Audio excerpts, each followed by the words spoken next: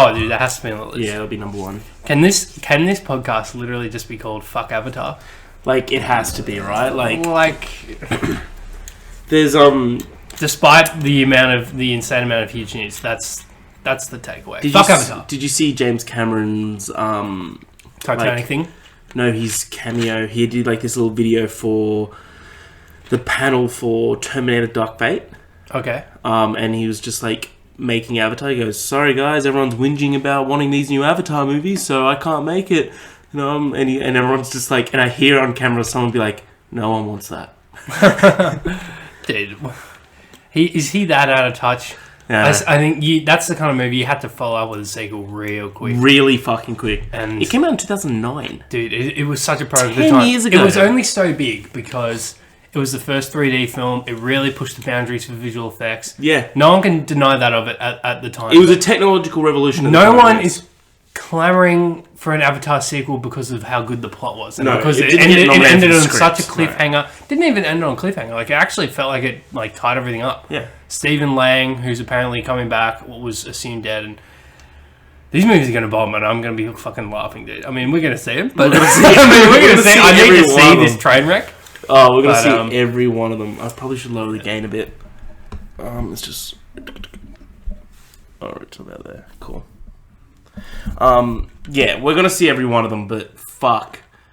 How many are coming out? Is it 4 that can I think at one point he was like, yeah, we've got 5 sequels, so there will be an Avatar 6, but I think it's since dialed back to 5. Yeah.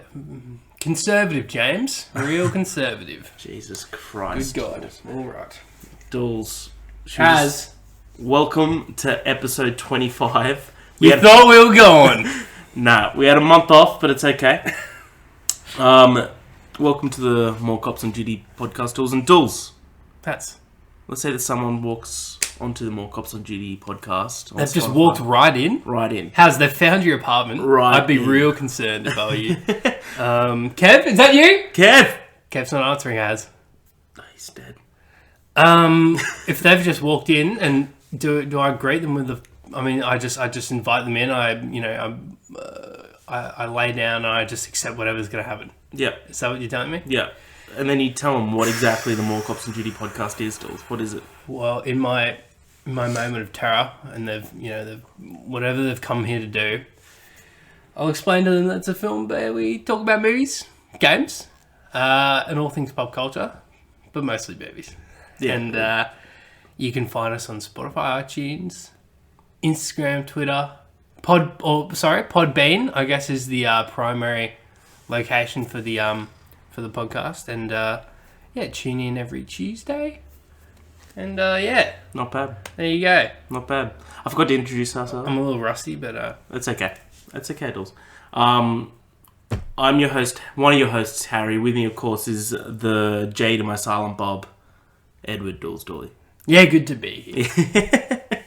Dools, we like to start each and every week with what we've been watching, what we've been playing, what we've been seeing. We've been out for a month, so we've got a few. And we've seen a lot in that time. Seen a lot. So I'm thinking I'll just quickly start with just what I've watched this week, and then we can both kind of go into what we've both seen in the past month. So this week I watched a couple of things. Finally got around to Afterlife. Ricky Gervais' Afterlife. Oh, how good is it? Really good. I really enjoyed it. It's only 6 episodes, 25 minutes an episode. Yeah, exactly. Definitely.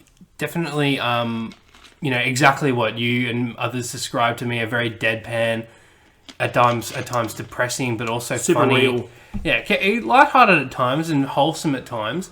But yeah, very just like, in a nutshell, Ricky Gervais plays a man who's, I guess, a widow. Is that, I guess you can say a widower. A widower. Someone who's just lost his wife, and he's kind of just going through the motions of life, debating whether it is worth continuing. And, it's all about his interactions with everyone around him, in the passing of his wife. And, it's just really interesting, well-written, and enjoyable show. Despite, its depressing moments. But that's what it's about. And, really enjoyed it. Season 2 apparently coming early next year, which is cool. Really? So, I didn't know. Confirmed. Cool. That's cool.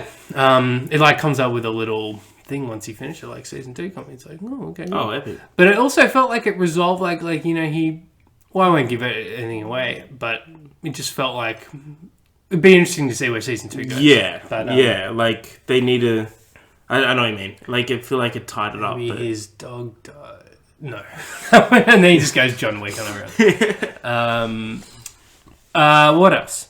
I watched last night, just late last night, just felt like chucking on a movie. Have you ever heard of Midnight Express has? I've heard of it, but I've never watched it. So this is a fascinating film. Pretty full on as well. I've heard that it's full on, like Trainspotting full on. So it's like, made in 1978 by a director I hadn't heard of, with a leading actor I hadn't heard of, who died pretty young apparently. But so it stars Brad Davis as, first of all, it's based on the real life story of Billy Hayes, who pretty much, he went to Istanbul with his girlfriend. They went for a holiday. He's like 21, by the way. He's like college student age. Girlfriend holiday, and on his way back, he decides to smuggle some hash, and like 2 kilos worth. And pretty much just as he's getting on the flight, he's stopped and frisked, and he's caught, and he's sent to prison. And the film is about like his experience in prison, and this is all real, and it is fucking crazy, dude. Really, this film is really good. Randy Quaid is in it as well. Oh, epic! And he's like another American dude. He's in the prison, and like he apparently got in there. He stole 2 candles from a mosque, and he'd been in there for years. And he's like, "How long have you been here?" He's like, 7 years, and I don't know how much longer I've left. And he's thinking like, I smuggled 2 kilos of drugs. I'm fucked. Shit. And it's about his experience in prison. There's some really fucking crazy scenes in there, and yeah, I don't know. I'd had this on my list on Netflix. I decided for some reason, whenever I go on Netflix, I never look at my list. And I was like, I should actually look at what I fucking put on there. And it just looked really good. I had an incredible Rotten Tomatoes score. And yeah, I highly recommend this film. It's pretty crazy. And it's just like a full-on and kind of realistic depiction of like what prison would be like, you know, in these countries where it's just like the rules are non-existent and the prison guards are just absolute, you know, fucking monsters. But yeah, really good movie. Nice. Yeah, there's that, and then we'll quickly touch on, I finally watched Hereditary. Yes. Good God, I think. So let me preface this by saying you either love or you hate this movie. Let me preface this by saying that I'm not a big horror guy, and I would actually go as far as to say this might not be. I mean, it obviously is a horror film, but it's not your traditional horror film. There's not jump scares. It's far more atmospheric in its setup. So, what initially turned me off big time to horror movies was that I was exposed to at an early age to the fucking Paranormal Activity movies, and I fucking hated those. Yeah, because they preyed on people who couldn't deal with those jump scares, cheap jump scares, and those films like literally abused them. Yeah. Like, they got progressively worse. I made it through the first one, and I think I also watched the second one. But I was like halfway through the third one, and I just thought it got... Was the third one the one in the 80s? That goes back in time to the... I don't think so. Maybe. No, I'm pretty sure it is. And then the fourth one comes back. Yeah. Either way, I thought it just got to a point where it was ridiculous, and I'm like, dude, the jump scares are like constant. I just can't, like... I can't even... It's not even enjoyable. It's not enjoyable, yeah. And so that turned me off horror, and I was like, if this is what horror movies are, fuck them, I'm not interested. But I've since come around. Well, I've since discovered true horror, good horror movies. I think it started with It Follows, then It Follows is excellent. And I was like, okay, well, they're clearly horror films, but they're not using cheap jump scares. They're using, tense character and atmosphere. Tense atmospheres and just creepy kind of like dialogue and everything. Just smart lighting and cinematography to make things look creepier than they should and things like that. And yeah, finally got around to Hereditary, which you've been telling me to watch for a while now. I think because we're getting closer to Midsummer. This director's follow-up, I think Ari Aster is his name. Yep. It's his second movie. His first movie was it's great. And there's already so much hype because of how good Hereditary was. And yeah, I think it lived up to what you said. I think I'm obviously not as big a horror fan as you. Sure. But I really enjoyed it. I think one thing that stood out, Toni Collette's performance, holy shit. It's actually insane to think she wasn't nominated for that. Especially that dinner scene. Oh, the dinner scene's so good. And even when she's like, the clear moments in which she's being possessed and stuff, just spoilers, the way she's able to just in an instant kind of like, I don't know, but yeah, it was crazy. It was just so believable. And But yeah, I mean, the film in general was really fucked up, and it made me feel uneasy going to bed that night. Yeah. So, really good. I love that movie. I love that movie so fucking much. It's all the little details as well. You linked me like an article, like 10 details you might have missed watching Hereditary. I was actually pretty proud. I picked up on a few of them. But I think we can spoil Hereditary. Oh yeah, okay. Well, so I mean, so when the little girl gets her head chopped off, without any fucking context. How good is that scene though? God. Where the like exactly what you said, the smart camera work and smart So lighting. I actually had that spoiled for me. I actually knew that was going to happen in the movie. Oh really? The little girl, yeah. Oh damn. Didn't ruin it. I don't think it ruined the film for me though. I mean, it still was really shocking to see. Yeah, but especially the aftermath. With I feel like it's not her dying. That is the big part. It's like the aftermath and like especially Toni Collette. Her shrieking scream, bro, shook me to my core. Yeah. And how it's just closing in on Peter and he's just like, fuck. Like, but like right after it happens and the car stops and it goes to Peter and he goes to his point of view and he goes like he's about to look up to the rearview mirror and he goes back down and he tries to look up and goes back down and then he just drives. So, but he immediately knows she's died. Yeah, but it's like pure shock. Because I feel like I would have been like in his situation, I would have been like, "Oh shit, what's happened?" But anyway, I mean, I'm just reading too much into it. But like it was just pure silence. That's what got him. Yeah, true. That's yeah. So I mean, yeah, the little things how there was like a lot of foreshadowing because there's the film I think revolves around which you get clues of. It's clues for the cult activity is strewn all throughout the film, but it doesn't really. It all comes to fruition at the end, and all the people at the fucking funeral at the beginning. Oh, dude, and yeah, I mean, like a second rewatch, it would be like you'd almost feel like, oh, okay, they're giving away too much because she's like, oh, a lot of familiar faces, a lot of people and a lot of people I don't know. I guess it goes to show the secrets my mother kept, and things like that. It's like, oh, okay. The fucking smiling dude, and then seeing him again in the end. Oh, bro, that fucking gave me chills, like in a bad way, because I was like, Jesus, they're all standing there naked. Yeah. Anyway, fuck, man. Yeah, something about cults in movies as well. Really, it's just bone chilling stuff. And I think isn't that what Midsummer's going to be? Dealing with a little bit. Yeah. A lot of culty stuff. Cults get me, man. That shit freaks me the fuck out. It'd be interesting to see because it seems far more brighter in its color palette. This film. So I think it's darkness and like dimly lit settings that really add to horror atmospheres. So I think inherently Midsommar can't be as scary as Hereditary if that's all it's going to be. No, I think it's just going to be super weird. But I've seen reviews say that Hereditary made you scared of the dark and Midsommar's going to make you scared of the light. Oh, fantastic. Yeah. Great. It's a genius sort of like, it's a very bold move. Yeah. To get rid of because you know in Hereditary when it goes dark you're like shit's about to happen. Oh yeah. But I think that also prepares you in a sense. So I feel it would like I think like when Peter was walking downstairs after his dad had just been burnt to death. I literally paused the movie, took a deep breath, because I just knew shit was about to get crazy. Yeah.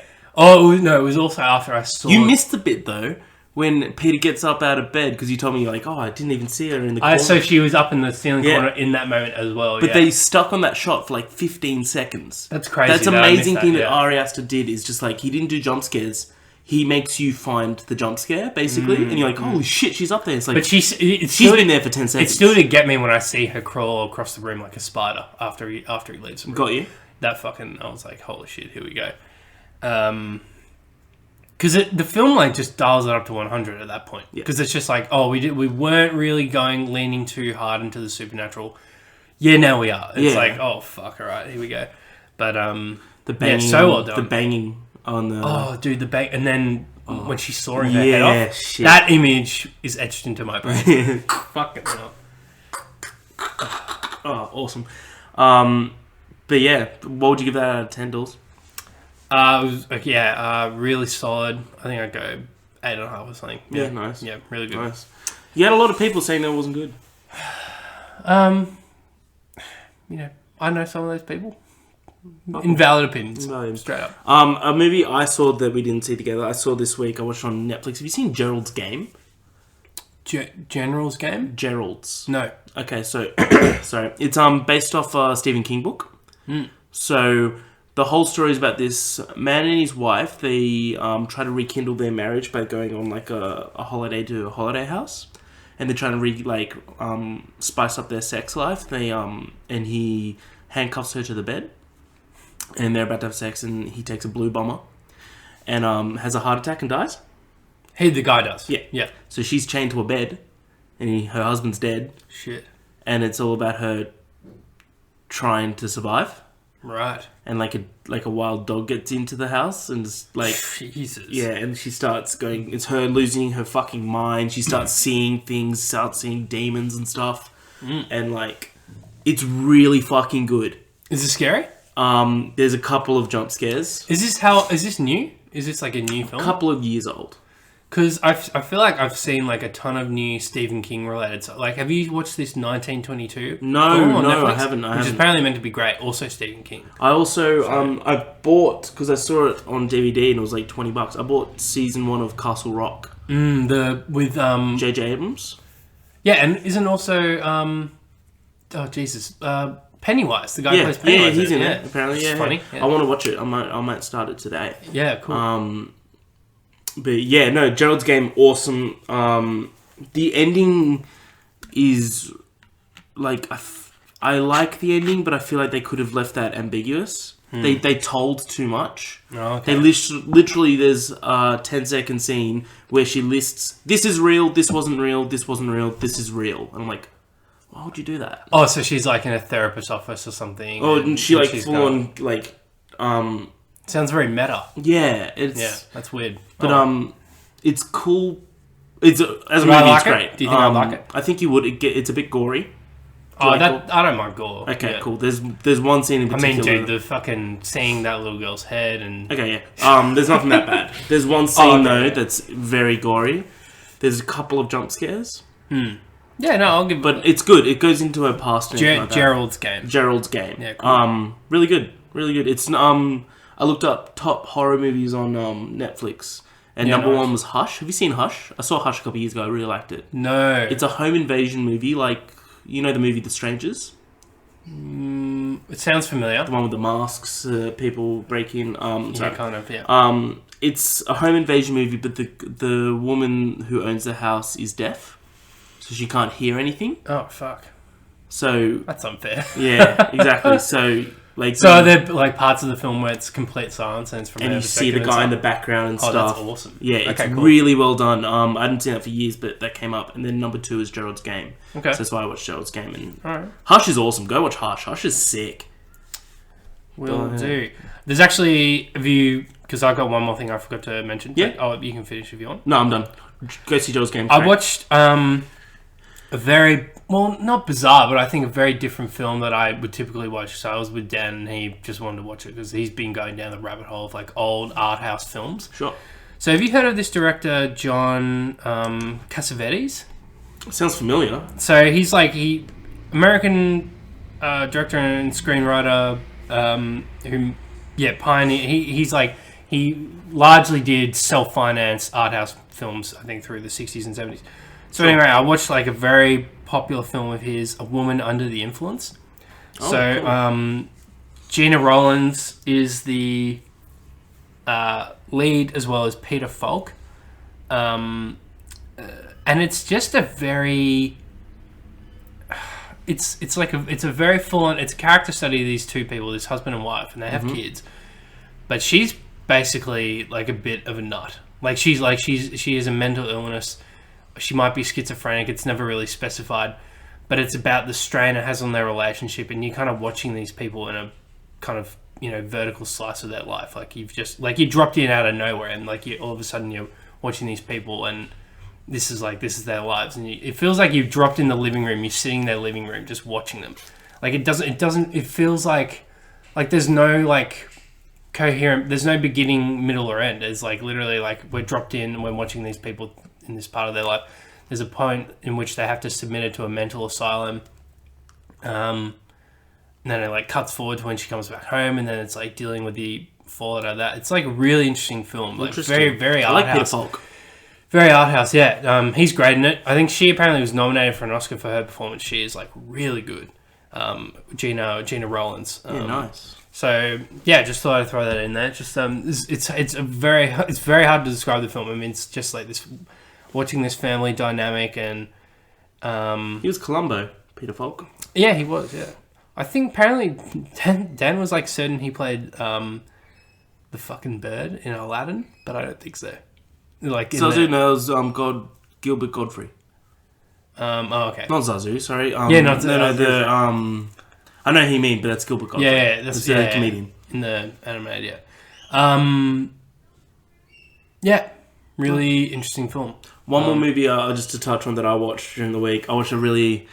I love going back and watching dumb action movies, dumb 90s action movies. I saw The Last Action Hero. Have you seen that? Dude, I've put that on my list. Holy shit, watch that shit, dude. It's so much fun. Yeah, dude. It's so dumb and fun. That's something I generally want to watch. Charles Dance plays the villain. Fuck off. Yeah, he's so good, man. I'm all in. And it's literally Arnie Schwarzenegger being Arnie Schwarzenegger. Oh, let's fucking go. It's so good. It's so fucking good. Yeah, I'm all in for that. 100% watch it. It's fucking brilliant. It's just so dumb and actiony. If you like action movies like we do, Dools, yeah. You're gonna Oh, love it has. Come on. Alright, let's go through some big name titles. I'm just gonna name some out, alright? Then we can talk about it. Let's do it. As long as we want.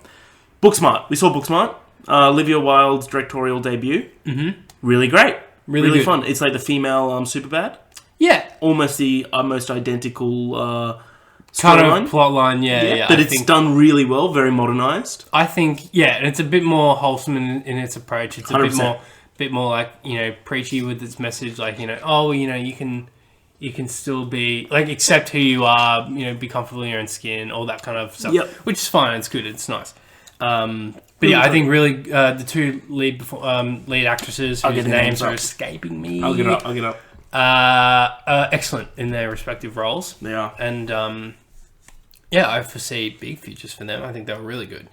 Caitlin Dever and Bernie Feldstein. Yeah, there you go. So I think I recognise Beanie Feldstein. Beanie from... She was in Neighbours 2? Bad Neighbours 2, and she was also in Lady Bird.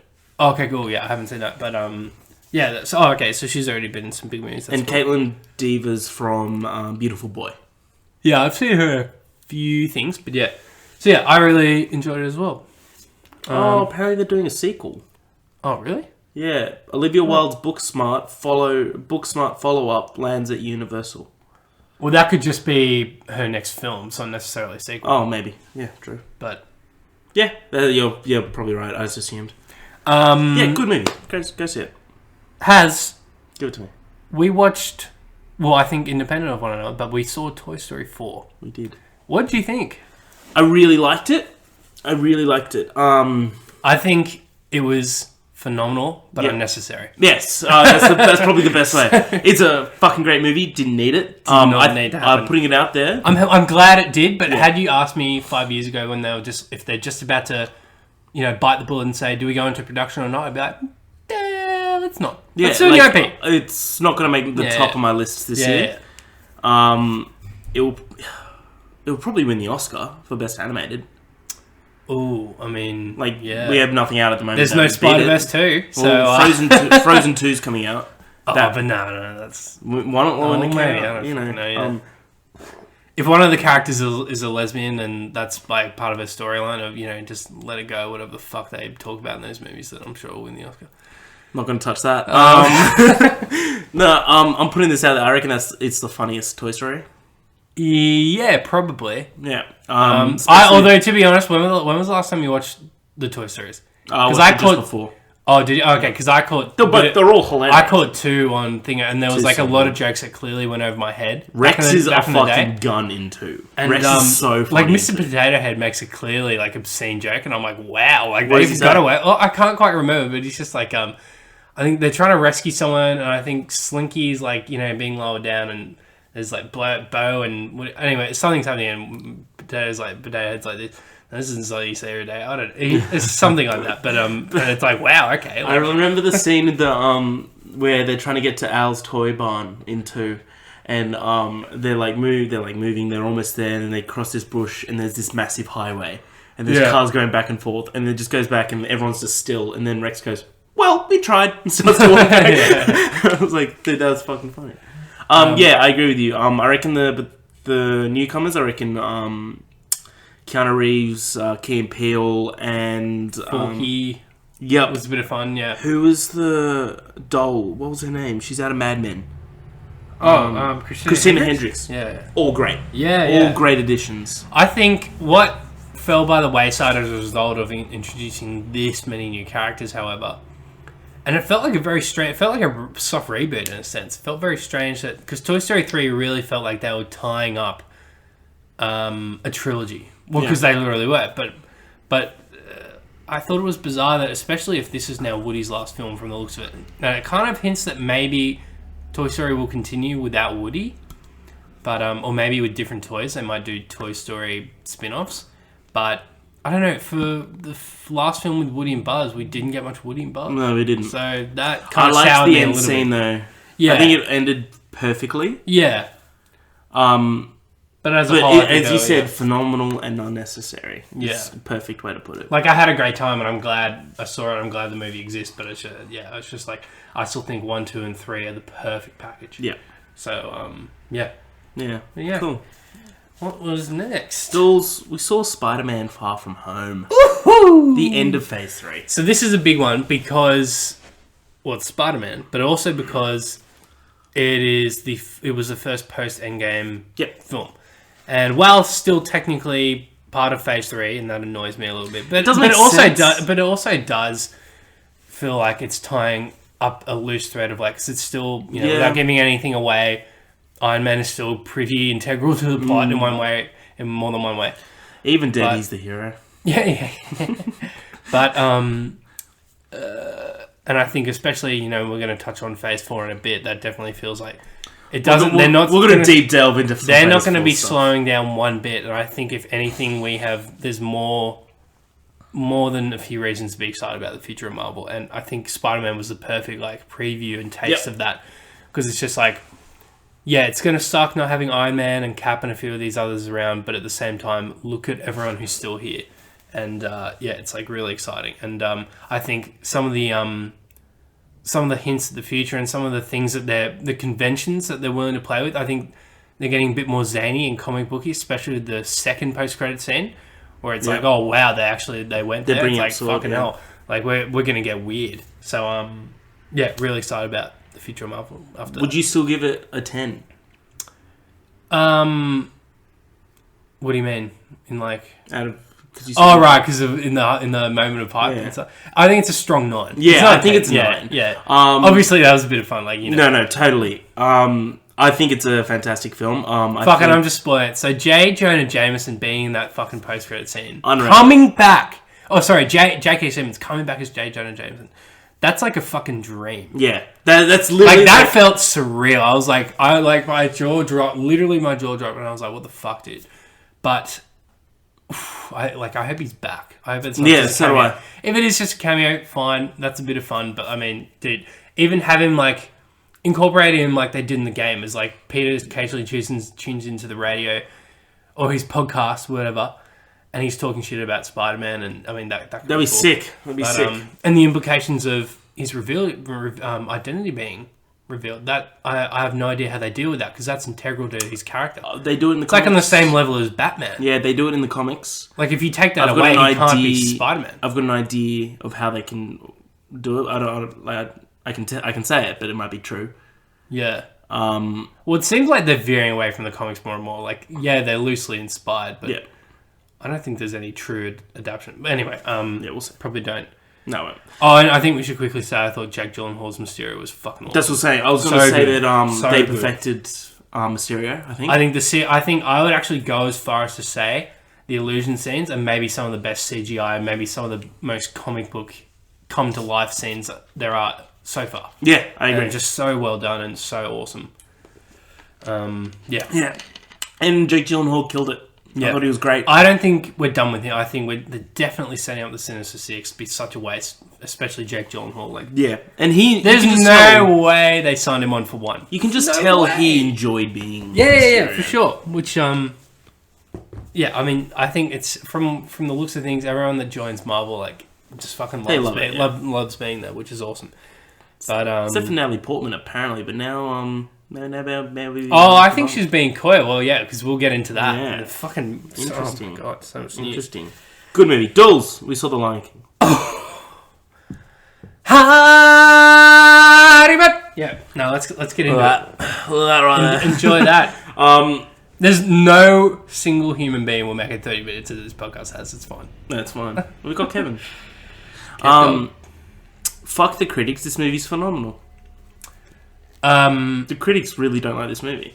It's getting 52% or something on Rotten Tomatoes. So, well, apparently they're going after the plot and stuff. I mean, fuck you. The plot's amazing. It's the same plot. Yeah. So I mean, did you want them to change it? Like, yeah. Well, it's weird because maybe it just doesn't hold up. Although to be completely honest, I caught a bit of the original last night on TV. Someone put it. I mean, I wasn't allowed to put the game on as, but Jules, how dare you? I know that's why we lost. But I will be completely honest. It reminded me because I haven't watched it in years. I haven't watched it in years. I didn't watch it before the new one or anything. Sure. So, and it started on the scene like we put it on just as the scene with Scar singing to the hyenas. Be prepared. Yeah, and the animation and there's actually a lot of stuff they cut out with the hyenas. So I feel like the film could have been a fair bit longer, the reboot. But anyway, we won't dwell on. So I think that is still, without a doubt, the best version of. Oh, 100%, yeah, and no denying. And this was never going to try and dismount and dethrone it. I think it's for a new generation of fans as well, obviously. And but I think Lion King was 25 years ago. This is now their Lion King. Yeah. But I think so. The newcomers, Donald Glover, Billy Eichner, Seth Rogen are the standouts for me. Billy Eichner actually, maybe especially as Timon. I'd swap out Donald Glover with John Oliver. I thought Donald Glover and Beyonce were a little bit underused. Oh, yeah, probably. But John Oliver, I thought was fantastic as Zazu. Yeah, he was good. But yeah, Billy Eichner, I think, stole it. Yeah, I thought he absolutely hilarious as Timon. Seth Rogen was great as Pumbaa. They used Seth Rogen's laugh. Yeah, you had to. Yeah, I mean, I think it was just a lot of fun. Like, I mean, fucking just being transported back to that world, just all the songs and stuff. I'm big the fucking opening, man. I'm like, I'm fucking all in. Come on, dude, it was shot for shot. Yeah, shot for shot. Like once it, I mean, what kind of fucking ice cold heart do you need to have to give this film a bad score? I mean, what the fuck's wrong with you? Exactly. I get it with like the less emotive animals, sure, but like. We're watching a fucking nature documentary at the moment. This is something that shouldn't be possible. Yeah. And it is. I think the CGI was impeccable. I mean, if anything, that's what you have to give the film credit for. I mean, it looks unbelievable. Yeah. It really looks good. Do you reckon we'll get the Oscar for Best Special Effects? Will it get it over Avengers? I think it will. Well, I mean, yeah, probably. I mean, yeah, if Avengers is nominated, which I think... I think Spider-Man could be nominated. I don't know what else could come out this year that could enter the category. But Ad Astra, probably. Maybe, yeah. That looks unreal. Did you see the next trailer for that? This is a new one? Yeah. It's really good. I don't really want to. It just seems like the kind of film that I don't want to know anything, man. Tommy Lee Jones, Brad Pitt. Fuck yeah, let's do it. Yeah, comes out soon. September, yeah. We got Chockers few weeks next couple weeks. Yeah, yeah. So I really like Lion King. Also, just shout out that every scene with Mufasa. Holy shit! Oh, dude, he dominates the screen. Dude, James L. fucking Jones. They made Mufasa how we remember him. If you had to bring anyone back, I mean, thank God you brought him back. Him versus those hyenas. Holy shit! Yeah. Fuck yeah, dude. Holy shit! Show no mercy, Mufasa. He's a bad motherfucker, dude. And lastly, Dools. We both finished Stranger Things season 3. Woo! What a great fucking show this is. Best season so far. Best season. I reckon, yeah. I think it's one of the best seasons of television I've ever seen. I loved this season. It was so much fun, dude. Like, I was a little, maybe a bit too hard on, but I thought just because of how good season 1 was, I thought season 2 was a bit of a letdown. Personally. It was definitely a downgrade. Yeah. I still loved it, but it was definitely a downgrade. I mean, yeah, it was still great. I think letdown's a bit too strong, but I think, just because of how good... It wasn't as high quality, of course. Season 1 was, I was like, there's a few, I don't know, it's missing something. Plus, there was that weird... There was that weird kind of spin-off episode, which felt like it was trying to set up a spin-off, and I was like, what's this? But, oh man, what a return to form. And then some. Yeah. So, I mean... I think we can spoil Stranger Things. Shout out to or should I say, ahoy to Steve. Oh my the god, MVP. he's so good, isn't This he? season. Fucking How love good was the Steve, Scoops dude. Troop, man? Yeah, dude. Every member of the Scoops Troop. Also, Yeah. Robin, played by Maya Hawke, which I only just found out was the daughter of Uma Thurman and Ethan Yeah, Hawke. well, I didn't even know they were married. That was awesome. But then you look back at her and you're like, yeah, she looks a lot like Uma Thurman. She was great. So I mean, yeah, definitely got that from her parents. Loved the monster. Thought the monster was excellent. Yeah, Mind Flayer was cool. Very cool. It was like a cross between Invasion of the Body Snatchers, The Blob, and The Thing. Yeah, so I think we'd kind of seen Possession a little bit with Will in the previous season, but they went full tilt with it in this one. And so, what's his name? Billy? Billy, great. I thought, like, even in his possession, and like in those flashbacks that 11 saw him in, I think really, like, you know, you kind of like they made us more sympathetic to him. Yeah, we especially in the end. I was glad he got to hear his death because, like, you know, I was sad for him. I was like, fuck, like, dude, this guy that they worked so hard to make us hate in season 2 and succeeded in doing so, then turned it all around in that final moment. And I was like, fuck, man, that's a testament to his acting and the writing. So I mean, yeah, exactly. and just, I mean, yeah, and all the 80s stuff, the mall, fighting Soviets. I mean, I'm like, dude, fuck, It's so good, man. Come on. There is so many references to 80s movies. I know. From, like, there's a literal line from Die Hard. Yep. There's a character that's just straight up the Terminator. Oh, yeah. That's so good. Like, man. yeah, unabashedly so. Like, yeah. The Goonies, 100%. Like, Ghostbusters, Stand By Me, everything, man. It's so good. And all the kids were great. Yeah. Dustin, amazing as always. I think Dustin's the best kid. And he's my favourite. I think I would agree with you. I was surprised we didn't get any, even in the final moment, it's like, oh, okay, cool, everyone's reunited for the final episode. And then Dustin and stuff still go off for the scoop tour. And I was like, oh, I thought everyone was going to be together now. But anyway, I think hopefully we get the whole crew reunited in Do you the next reckon one. we get Susie in next one? I'm going to be completely honest with you, Haz. I hope she dies. Wow. You really didn't like that? I hope season 4 just straight up starts with Dustin at a funeral. Straight up. Jesus. Let's get dark, dude. Let's get fucking dark. Dude, apparently season 4's the last season. I looked that up when you told me that. Apparently, all the Duffer brothers have said on record is they either think it'll end with season 4 or 5. Oh, okay. So, it sounds like they don't know. It'll be whatever makes sense. Or how much money talks. Yeah, exactly. Hopefully, but it's that kind of show I can tell if you drag it out, it will lose its magic quickly. Yeah. So, I mean, I reckon next season 5 tops has to be the end. Yeah. So, you really didn't like the Never-Ending Story bit, did you? let's not get into it. You really didn't like it, man. Turn around.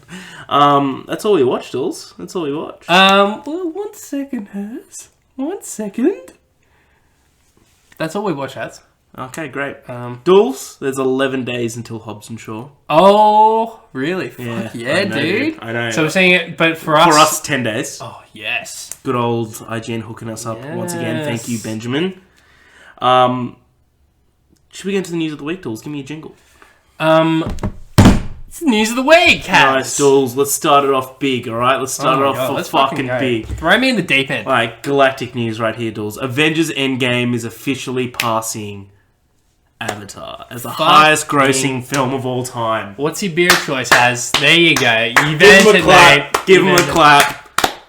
We love your 3,000, mate. Wow. So, huge. Technically, it's 500k below it. So, but Kevin Feige came out on stage is just like, yeah, we're crossing it. Yeah. So, I mean, that would be the last recorded count. As of now, it's probably passed. Yeah, exactly. I mean, so he goes, by tomorrow, it would have passed. Yeah, exactly. So that is a very safe bet. Fuck yes. Thank God. Absolutely deserves it. You could tell by the beginning of this podcast, we're not fans of Avatar. We respect it for what it is, but does it deserve the best picture? Fuck no. It got re-released 4 times, and tickets are more expensive because of the 3D. Yeah. So people need to take that shit into account. This got 1 re-release with like... Plus, wasn't it out for nearly a year or like 9 months or something ridiculous? Yeah. This got 1 re-release. There is a lot more movies coming out nowadays, and it has a standard price tickets. Yeah. So... Plus, a new Marvel movie already came out 3 weeks ago. So, I mean... Yeah. It's like, okay, on to the next one. So, I mean, it's a testament to... So, Endgame was the 22nd second Jesus Marvel Christ, film, we've got- and it made the most money out of all of them, and is now the number one highest grossing film in the world. Fuck Avatar. Yeah.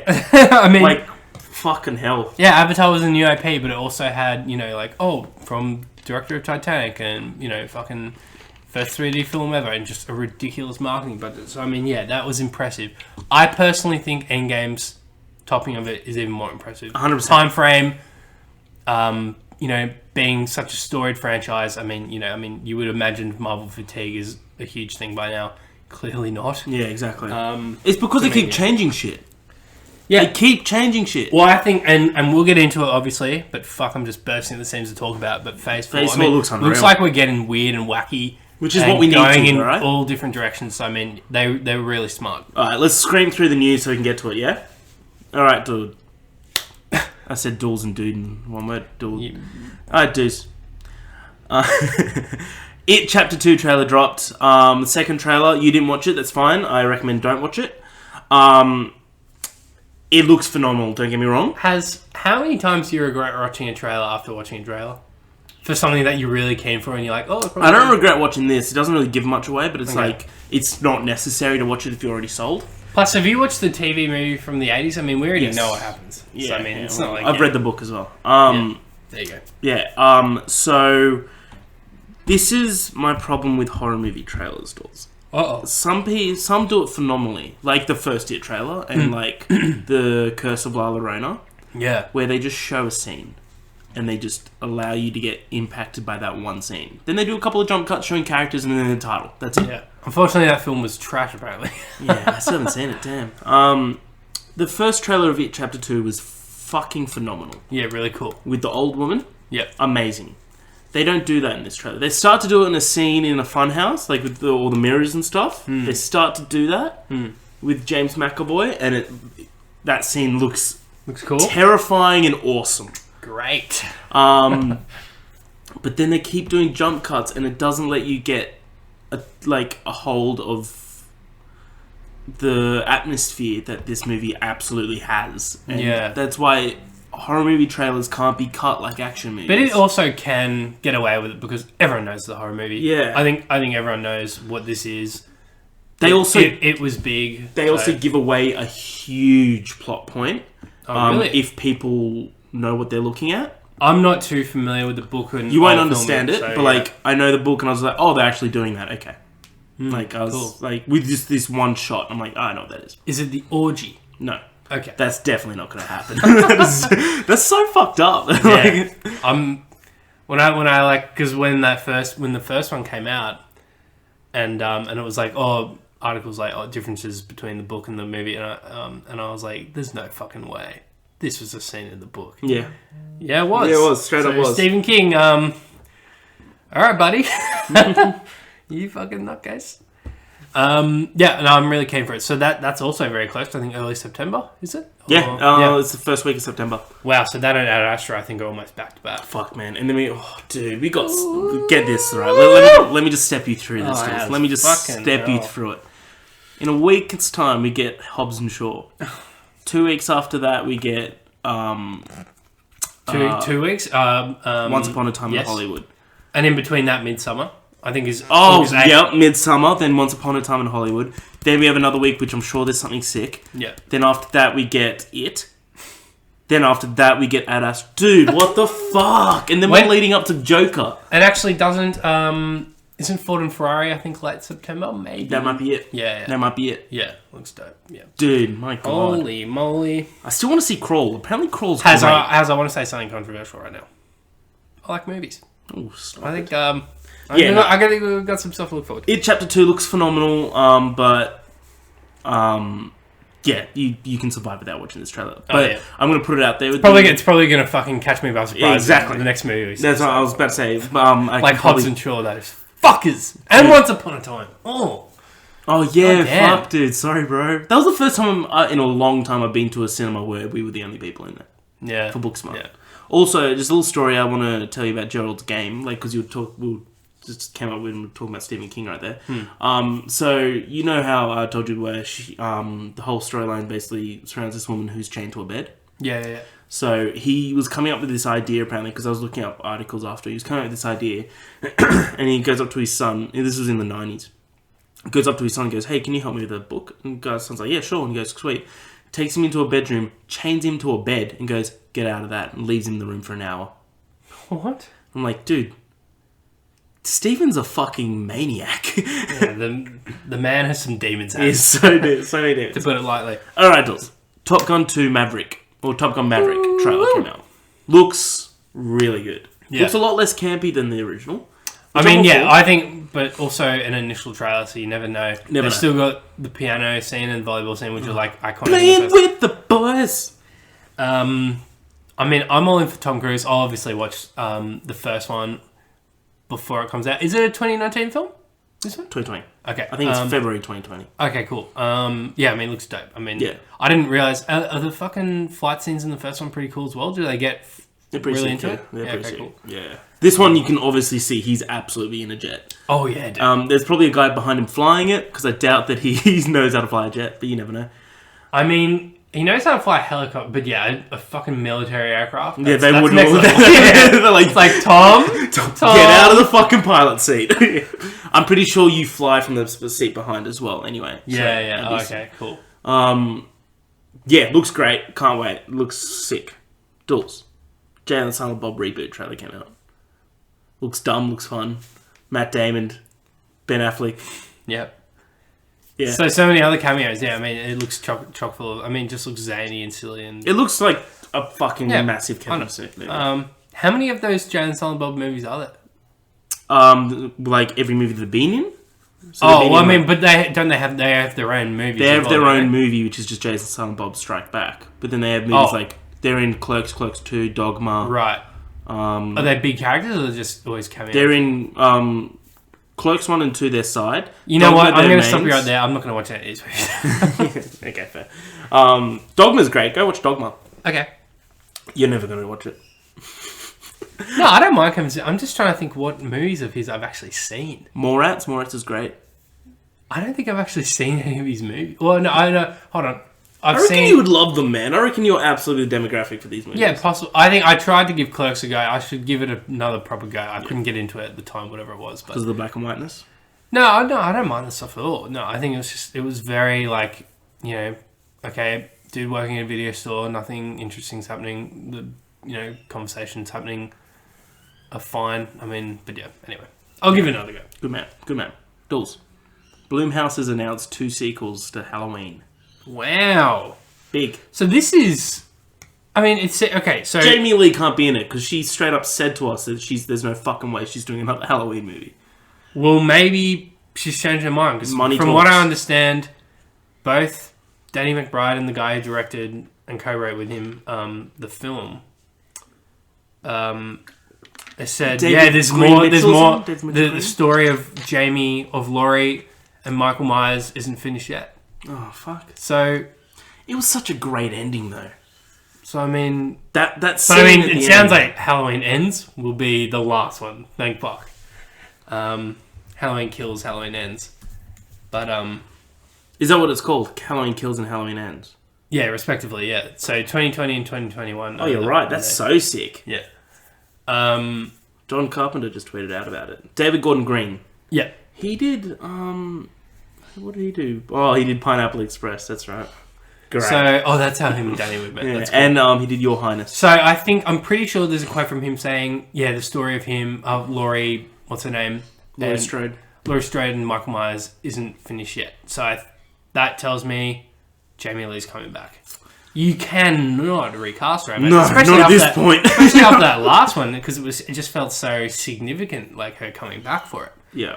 So, Green's 20. Well, I mean, I think she could easily change her mind of just seeing how this is how why well it's getting remade. It made a lot of money. Yeah. Yeah, Green's 10 million budget and then 250 mil box office or something. Yeah, unreal. Yeah, something crazy. It's like you just read this article. I read all about it. Yeah. So yeah, it comes out next year. Shit. So they must have already had a script and everything. Or I mean, they could just be writing it right now, and it would not take long to film those. I think you can do it. They would. You could do it in a month. Maybe shoot it back to back. Yeah. Yeah. Oh, that's true. They could do it back to back. Yeah, Yeah, well, I mean, I'm keen for them. I really like the... I loved that Halloween sequel. Yeah. I thought it was brilliant. Yeah. Thought it was really well done, but yeah, we'll see. I'm keen. What other news items do you have left? I'm curious more. if you have... can you just... do you want to just riff it for a little bit? Do you want to do it here? Look at this. Oh, that's all right. I'll just quickly pull some stuff up. Okay, what do you want me to talk about? So what are you looking forward to most out of what we've talked about so far? Has? Oh, is this what you're looking up, or is this just something... No. I'm just... Midsummer right now is what I'm really looking forward to. I cannot wait for Midsummer. Midsummer looks sick. Yeah. Awesome. I don't know. Hereditary is like my favorite horror movie of the last 5 years. Okay, that's all right. Now I know what to talk about. Okay, so HBO made a big splash at Comic-Con. In a nutshell, we got new trailers for Watchmen. Yep. Spoilers, we see a shot of Dr. Manhattan at the end. Oh. Fucking cool. Okay, Fucking cool. I'll watch the trailer after this. Really crazy trailer. Shines a spotlight on. Seems like Regina King is the lead, or at least cool! the I love main Regina. character. She was great in She's really cool. So it looks like it's just going to be like society kind of, just like society crumbling and like the rise of vigilantes and stuff. And sick. You got this side who's like on Ozymandias' side, and then on the Rorschach side, and I don't know, it looks really cool and interesting. And Jeremy Irons is in there, and I mean, I'm fucking all in, man. It looks crazy. Awesome. I don't think we got a new trailer for his, but his Dark Material's still on track for late 2019. Watchmen was confirmed for October. This year? Yes. Got a new Westworld Season 3 trailer. I won't go into it because you haven't seen Season 2. We see more of Aaron Paul. I'm glad he's got a new show. We see some characters who I would have thought the show had been done with for sure, but who are apparently still very much in play. And we see a new world, like a new park setting, which is fucking awesome. I mean, holy shit. Yeah, I'll start this week. I'm crazy keen for that. We also got a trailer, for Netflix's The Witcher. I'm personally really cautiously optimistic about this. I'm cool, yeah. The trailer didn't wow me, but... I think the trailer, it's very much a teaser, so I mean, plot-wise and action-wise, they don't give us much. They're kind of trying to set the scene and stuff. What does excite me, though, is... So Henry Cavill, I think we already saw in stills from a while ago, I think looks spot on as Geralt. Also looks very high budget, which I think is promising. So I think Netflix aren't fucking around. They're like, yeah, okay, this has to look good. I think there's a shot at the end. I think fans of the game and books would be excited by it, but which basically Geralt looks like he's just all juiced up on a potion or a concoction that he's made. Because like in the game... if you're about to fight a particular beast, you need to wrap your sword in this kind of oil or like take a potion in order to fight this beast. But it looks like he's just going full tilt in that stuff, and they're getting weird with the magic. So I mean, I think you can't shy away from the fantasy elements in this. So which apparently they're not at all. So high hopes, which could be dashed immediately, but I mean, I'm holding out that it's good. Yeah, sick. Trailer didn't really wow me, but like, I think it's great casting. It's got a cool vibe. I'm gonna watch it, but again, might just be a teaser trailer. Yeah, but yeah, cool. Last news of the week. It can tie in with our topic, so we can just mention the topic. Just about Thor 4. So, let's just get into it then. I mean, into the Comic-Con stuff. Yeah, sweet. So, Dools, time for the topic of the week. Give me a fucking jingle. Oh, it's the topic of the week, Kaz. Let's do it. Nice. Dools, so Comic-Con happened. It's happening at the moment. Big old Hall H Marvel panel. And guess what they did, Dools? Guess what they did. So is there a thing where we can have everything on one page with all the little... maybe just that. Which one? This one? Yeah. I think just get something up which has everything. Cool. Do we have... Don't worry, we can just go one by one. We can get stuff out. So, Marvel have come out with Phase 4. Is this the entirety of Phase 4? No, it's only the next 2 years. Jesus Christ. Yeah. So what we're going to be talking about is films and Disney Plus miniseries that they've announced. So these were actually a fair few of them were already actually announced, but now we're getting dates, logos, and pretty much confirmations because a lot of them were rumored. So I think none of it's a surprise. One is a huge surprise, which we'll get into. We will get. Well, I reckon we leave it for last. I reckon it's my most anticipated now. Also, heaps random. Just this real quick. That's actually pretty cool. I think that's pretty cool. I'm not interested in that. Sick! Have you read the comic called Kingdom Come? No, but I think just him coming back to play Superman is actually a cool little thing. But, definitely read that comic though. I've got it. If you, I've heard it's phenomenal. It's really good. They should do a film for it. It's pretty short and everything, which is great. Cool. Yeah, I'll look for it. What are you looking for now? See if they've got one, or like an article just summarizing everything. I think when we just on it, but this didn't have everything. Yeah, scroll down. It's just that. No, but it doesn't. Okay, well, hold on. Do the too long didn't read just up here. Right here. Yep. Cool. Just bear with us, ladies and gentlemen. We are just trying to offer you the best. Oh, hopefully. Okay, fuck this. This kind of sucks. Yeah, okay. There's got to be a...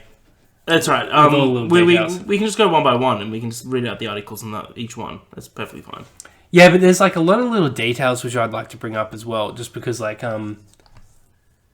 I love the title of that. Like, yeah, so good, so good. Hopefully, it's a movie. Surely there's a Okay, try this. Yeah. Okay. Okay. Good God, we're just bursting the seats. Fucking get into this shit. Okay, so Phase 4 announced, right? First one coming out next May 1st next year, so it'll probably be a week before that for us. Yeah. Black Widow. So we knew that was coming. Black Widow finally confirmed. This is like Marvel have been playing coy with a lot of it. Here we go. Okay, awesome. Yeah, we'll go in order as well. Okay, so actually, when Kevin Feige came out, the first film he actually announced was, long rumored, but worst kept secret, The Eternals. So set it up to be the first, the new ensemble type film. Great. Whether they're trying to make it the new Avengers, I'm not sure. I don't think so. I think it's maybe more akin to Guardians or something like that. Oh man. So this has a crazy cast. They've missed someone. You have Angelina Jolie as Athena, cool. Salma Hayek as Ajak, Richard Madden as Icarus, Brian Tyree Henry as Phastos, and I know Kumail Nanjiani plays someone else, but I think they've just they've only got so much. Awesome, like Eternals, awesome, keen, great cast. I'm a fan of Angelina, massive fan of Richard Madden. Yep. Brian Tyree Henry's on the fucking up at the moment, ever since Get Out. Who is he again? He's Rod in Get Out. He's the TS motherfucking A. Oh, okay, cool. Okay. Okay. Pretty sure that's him, actually. Oh, no, he's in, I'm pretty sure Brian, I might be Henry. I might just be confusing him with someone else, but I'm pretty sure he's actually... Why? Guys, for everyone at home, Harry uses Yahoo as his default. I go to Google. That's fucking crazy. I never use Yahoo. That's out of this world. Brian Tyree. So while Harry's looking that up, the next one... Yeah, no, I think that is. Yeah, no. So then, it doesn't matter. So the next one... The next one they announced... He's the friend in Beale Street Could Talk that went to prison. Alright. It doesn't matter. So the next one they announced, which is a Disney Plus series, is, again... They pretty much already confirmed this a while ago, but now we have a logo and a date. The Falcon and the Winter Soldier. Great name. Holiday 2020.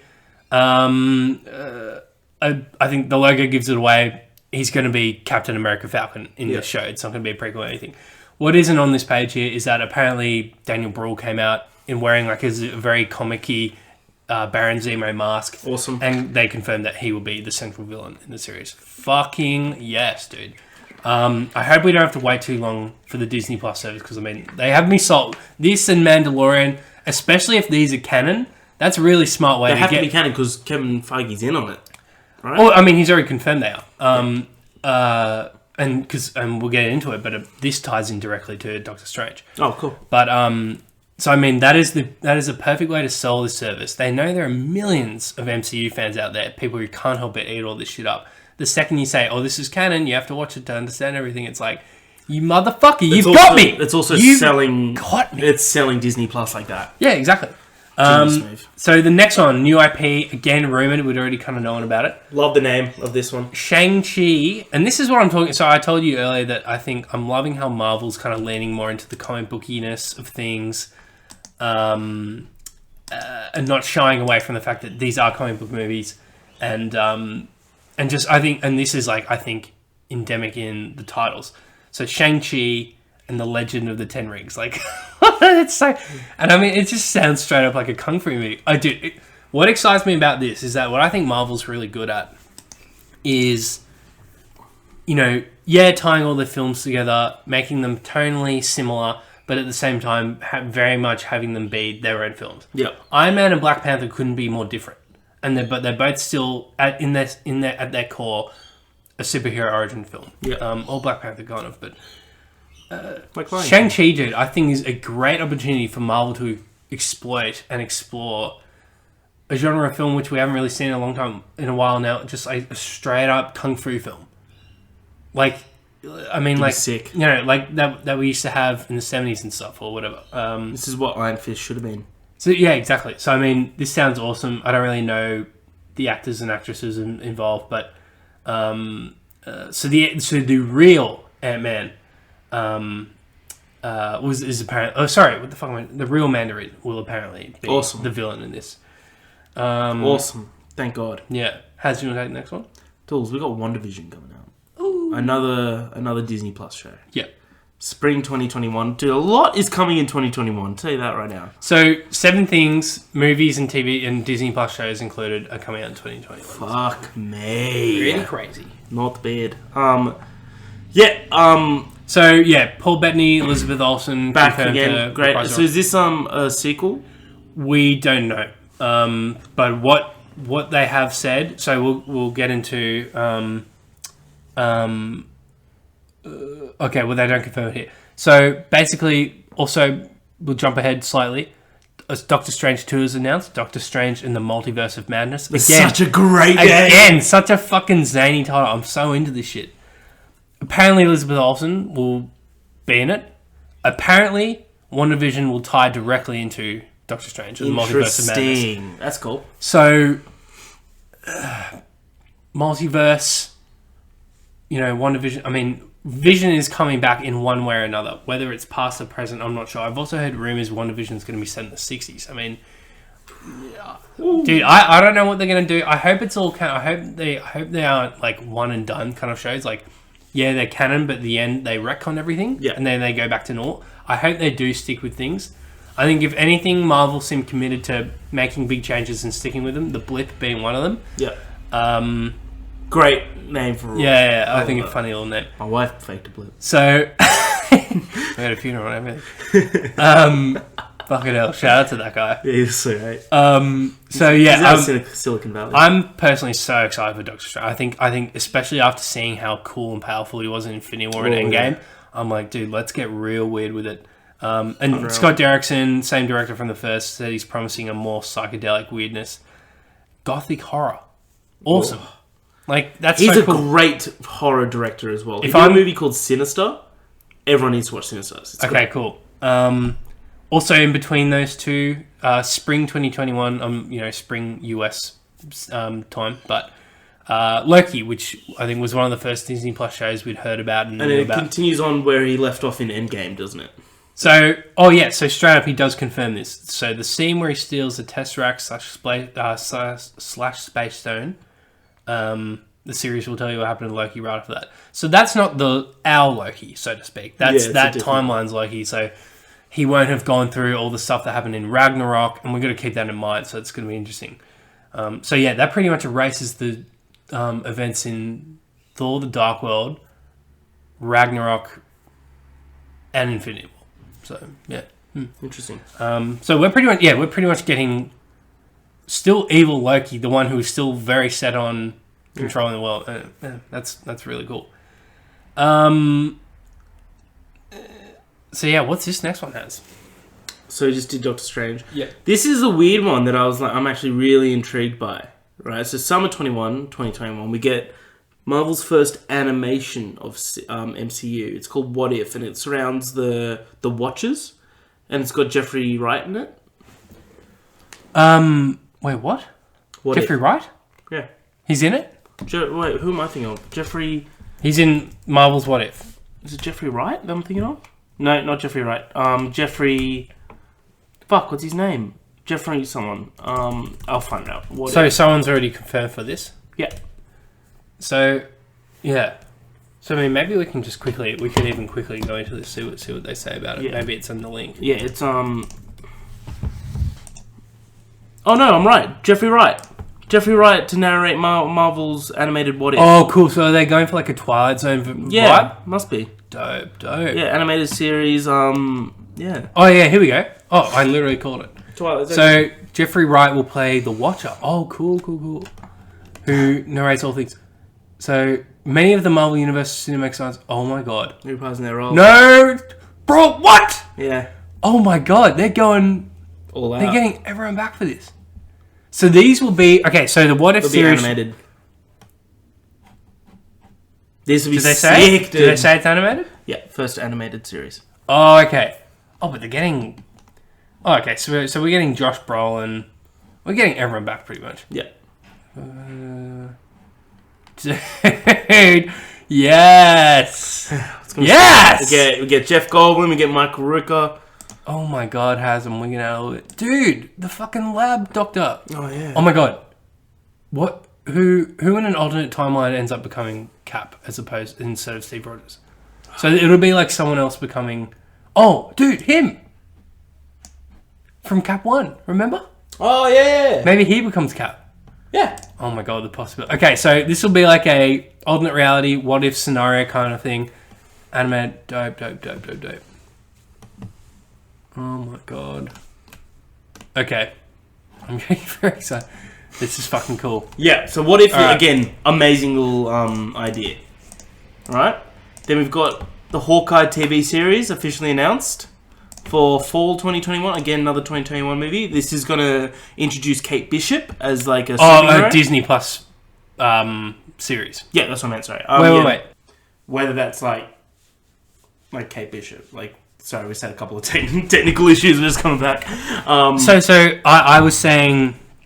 So Kate Bishop, you assumed that was Hawkeye's daughter from Endgame. I said that's uncertain just because, I mean, I'm pretty sure Kate Bishop is this person's actual name, this character's actual name. And obviously, you know, I think Layla Barton or something like that. Plus, she was also, I think she may have just been included in there because she's actually Joe or Anthony Russo's daughter. So, but I mean, she could be who it is. Although I think they probably want someone a bit older, to be honest. I like this bit that Kevin Feige said that we'll explore more of his time as Ronin. Awesome. Oh, dope! I missed that. Yeah, that'd be sick. Because that Ronin scene in Endgame was rad. 100%. I think like even if it's just as like little flashbacks, and he wakes up in cold sweats, and his wife's just like Ronin. He's like. Phew. You have no idea what I did. Like, I went to a dark fucking place.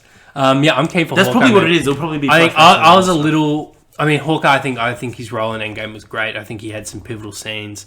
Oh my God. Like, the scene in Vormir, like, that's still fucking just... Unreal. Jesus. So that's definitely a series I'm already looking forward to a lot. I think he's a great character. Same. Thor 4 has... Not just Thor 4. Thor, Love and Thunder, Dools. Holy shit. What a name. What a fucking name. What a title. Not the biggest news, though, has for this film. Natalie Portman coming back. Jane. As female Thor. So interesting. How's that going to work? She was wielding Mjolnir on stage. How does this work exactly? You're a comics fan. Do you know how this works? I haven't actually read female Thor comics. So. I wish they'd just fucking bring Odin back, bro. I mean, I wish they didn't kill him off. Because that was awesome, wasn't it? That would be the easiest plot device ever to just introduce Mjolnir back without any questions asked. But I hope they don't fuck around too much with like, oh, okay, this is how we get Mjolnir back. You know, I want a reasonable explanation because Hela destroying it, like completely, disintegrating it into atoms in Ragnarok seemed to be a very significant thing. Yeah. So... I just, I want them to... Don't give me a half-assed or a half-baked reason as to why Mjolnir's just suddenly come back. Biggest news on this, though, Dools. Taika Waititi come back to write and direct it. Oh yes, of course. That was actually confirmed a few days ago, Has? Yeah, but yeah. Yes. So they've Yes. they're well, we haven't fucking recorded Dools. They're delaying Akira for us. Yeah. So I'm okay with that. Yes. I'm really looking forward to Akira, but that could be hit or miss regardless of who's directing. I have a lot of faith in Taika as a writer and director, but, So am I. but at the same time, like Akira is one of those films you still need to watch. By the way. Where being translated to the big screen, live action. It's hard to imagine. I mean, it's not that it's not doable. It's that like it's held to such a high regard. Like this is really one of the most esteemed Japanese animated films of all time. Like no matter how you do it, you're never going to please everyone. So I mean, yeah, it would be interesting. But I think I'd much rather get Thor 4 right fucking now. Yeah, absolutely. And especially now with this new information, really cool. Oh wait, scroll up. In reference to the script, Waititi said that they have not seen one yet. Fair enough. But it is being pulled from existing storylines. The Mighty Thor. Fuck yeah, that's a great storyline. Okay, cool. Dope, Awesome. dope. I also suspect we see big old Beta Ray Bill in this. Oh yeah. Yeah. Awesome. Next on the bill. Also, interesting point that this is coming before Guardians 3. Oh yeah. I mean, they've played around with the timeline before and stuff. I see. That's why I never thought it's a guarantee that he'd be in it. I mean, maybe the Guardians are at the start of Thor 4, and then maybe But there's not a script yet. Guardians has already been written. Yep. We'll see. I trust him. I do too. But okay. First film that we'll see though, May 1st, 2020. Yeah, that will obviously have to be taking Guardians into it. It could be set after. I mean, just because it's coming out before doesn't mean. So the Black Widow. I think we touched on this a little bit earlier, but just to confirm, so David Harbour, awesome. Florence Pugh, awesome, and Rachel Weisz, yes, will all be in it. And O.T. Fake Belly. Pardon me? What did you just say? So we'll move on from that. I'd rather not hear any homophobic slurs in this podcast. God, and you're the only one who would do them. You're glad that I'm deleted. So a little thing here. Harbour says his character has a complicated view of Captain America. These are all clearly Russian characters, by the way, just based off the characters' names. I'm glad David Harbour's there, man. Yeah, that's cool. Yeah. That's cool. Rachel Weisz calls the character a pretty tough chick. Florence's character is being described as a sister figure to Natasha. And then something also later confirmed that Harbour will be playing Red Guardian, who I'm not entirely sure is. No, I'm not too sure. And they also confirm... Also, there's a clip which confirms Taskmaster, which is coole. I only really know Taskmaster through... PlayStation. A few little things like that. Dope. And we might get Budapest. There was apparently a little reference to it. Surely. That's like such a... It's like such a joke at this point, though, where I feel like they could easily just make another big reference to it. Maybe the film starts with the fallout of Budapest, and we don't actually see it. Anything could happen. Shut the fuck up, Dools. They've done it. They've announced Blade. Marvel are coming up with Blade. Not only that, Dools.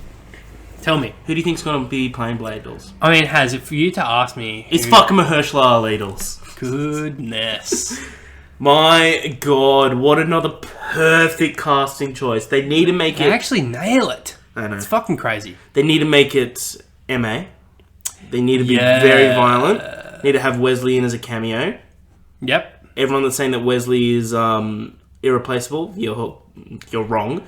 Well, clearly he is. Clearly he isn't. So, how many Oscars has Wesley got? Ooh, shots. How many times has Mahershala been? So one other quick little thing to note is, unfortunately for fans of the Netflix shows, it seems like they're being retconned. Yeah. Even though they never really were. Like, if anything, the movies had an influence on them. They never had an influence on the film. No, So Mahershala Ali actually the movies. That's all. Mahershala Ali, who I thought was the best part of Luke Cage season 1, played Cottonmouth, who was a villain. Then they disposed of him for some unknown reason. I mean, like it literally felt like they had to write him out for scheduling conflicts because he was so good. It's like, why would you get rid of him? And they brought in can't even remember. They literally swapped out an awesome villain with some depth with. Yeah, who was some just compelling villain. Yeah, with a literal cartoon character. Yeah, that was like his only reason why he wanted to destroy everyone was because he wasn't loved as a kid. Dude. And you're like, come on. So, yeah, I mean, this is all huge. We did discuss all these, didn't we? Yeah. I think what's also noteworthy is that whilst not getting big stage, not a big like stage reveal or anything, Feige also confirmed, as if we needed, as if they weren't going to be already, but Black Panther 2, Guardians 3, Captain Marvel 2, and I guess the biggest one, Fantastic Four, will be in Phase 4. And X-Men at some point, whether I think he said we'll have references made to it, whether we get an actual X-Men movie, I think remains to be seen. Shit. Holy fuck. I'm really excited, man. I think Phase 4 is real, like, yeah, it's just gonna be, like, they're not slowing down. I think this is exactly how you approach Phase 4. We need to do an episode where we cast Fantastic Four. And I think X-Men as well, in the same stroke, yeah. Let's do that next week. For sure. Awesome. All right, Dools, you want to close us off? Thanks for coming along, guys. I'll see you next time. Woo!